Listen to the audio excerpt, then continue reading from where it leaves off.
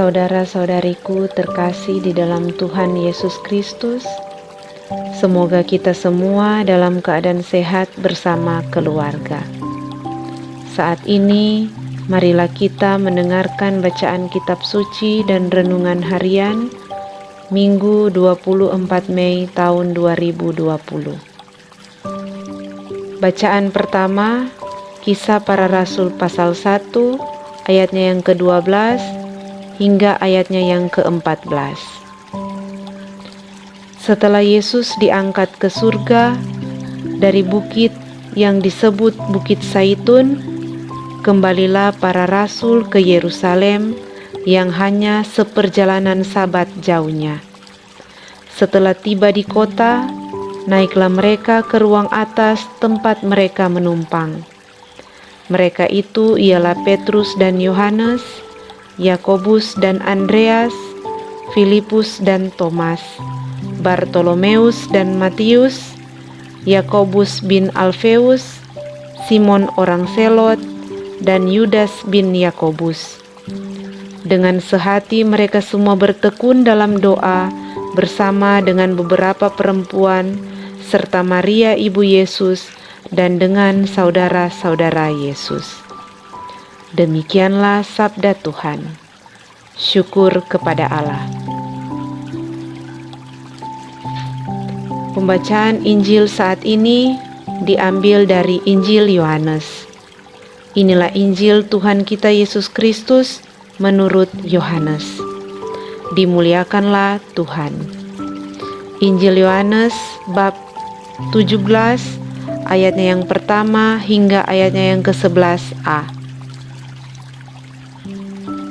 Dalam perjamuan malam terakhir, Yesus menengadah ke langit dan berdoa, "Bapa, telah tiba saatnya, permuliakanlah anakmu, supaya anakmu mempermuliakan engkau.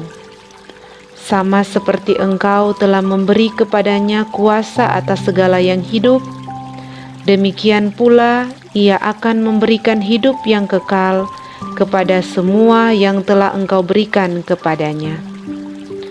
Inilah hidup yang kekal itu, yaitu bahwa mereka mengenal engkau, satu-satunya Allah yang benar, dan mengenal Yesus Kristus yang telah engkau utus. Aku telah mempermuliakan engkau di bumi dengan jalan menyelesaikan pekerjaan yang engkau berikan kepadaku untuk kulakukan. Oleh sebab itu ya Bapa, permuliakanlah aku padamu sendiri dengan kemuliaan yang kumiliki di hadiratmu sebelum dunia ada.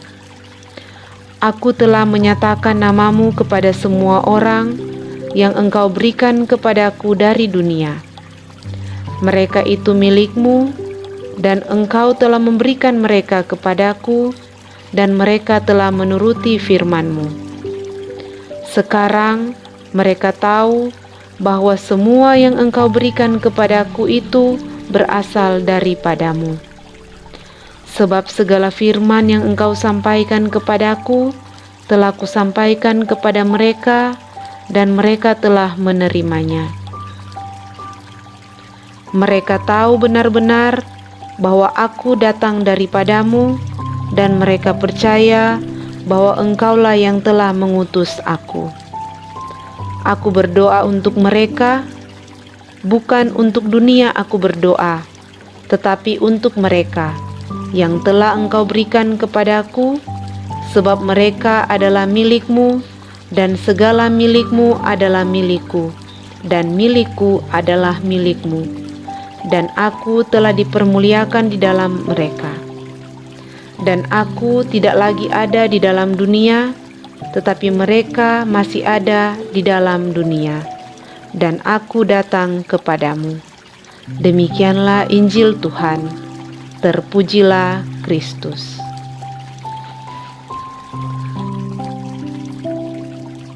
Saudara-saudariku yang terkasih di dalam Tuhan, dalam pribadi Santo Paulus, kita menemukan gambaran orang yang patut diteladani dalam mewartakan Injil Tuhan. kita juga menemukan kegigihan, keteguhan, dan kerendahan hati dalam dirinya.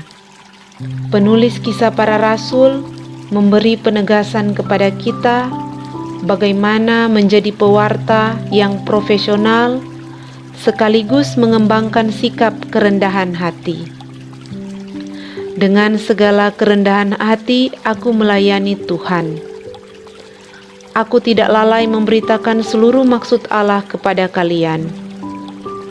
Paulus memberikan wasiat dalam perpisahannya dengan jemaat agar siapapun yang diserahi tanggung jawab memelihara iman umat dan melaksanakan kepemimpinan dengan rendah hati dan tidak mencari kepentingan diri sendiri, yang utama bahwa Kristus diwartakan dan mengabdi sesama.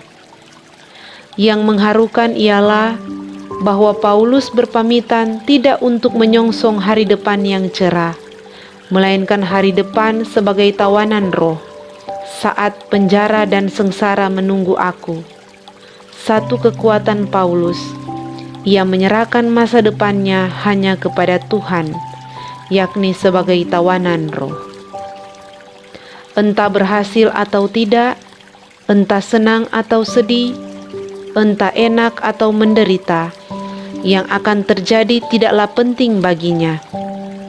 Yang terpenting bagi Paulus ialah menjalani apa yang dinyatakan Roh Kudus kepadanya. Pada Injil hari ini, Tuhan Yesus juga berdoa. Namun terutama, Yesus sedang mendoakan kita. Yesus berdoa kepada Bapa agar Bapa senantiasa memelihara kita. Yesus memastikan bahwa miliknya ada dalam pemeliharaan Bapa. Dan ini semua tentu mengalir dari kasih Yesus kepada kita. Yesus juga sadar bahwa Bapa sangat mengasihi kita. Saudara-saudara yang kekasih, butir perenungan kita saat ini adalah betapa kuat daya kuasa doa itu. Kita tentu percaya betapa doa kita sangat berdaya dan memiliki dampak yang hebat dalam hidup kita. Barangkali Anda mempunyai pengalaman bagaimana dengan doa kita lebih mudah dalam menjalankan tugas dan pekerjaan kita. Akan selalu ada aura berkat yang menaungi orang yang banyak berdoa. Kita juga mengalami betapa doa orang tua kita, doa saudara-saudari kita juga ikut melindungi kita. Namun tentu saja yang paling hebat adalah doa Yesus sendiri untuk kita. Marilah kita menyadari bahwa kita ini sebenarnya senantiasa dilindungi oleh doa Tuhan Yesus sendiri. Inilah kekuatan bagi kita dalam menjalani kehidupan kita. Semoga demikian. Amin.